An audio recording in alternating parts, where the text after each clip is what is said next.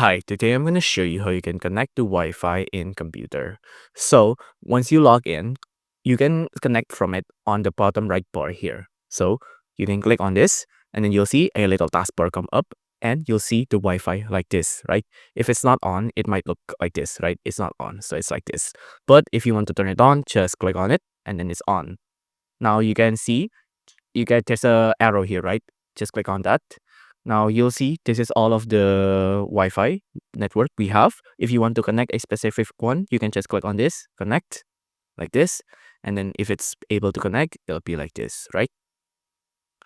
If you can't find the Wi-Fi network down here on the taskbar, there is another way we can do this. We can go to the search bar here and then click on settings.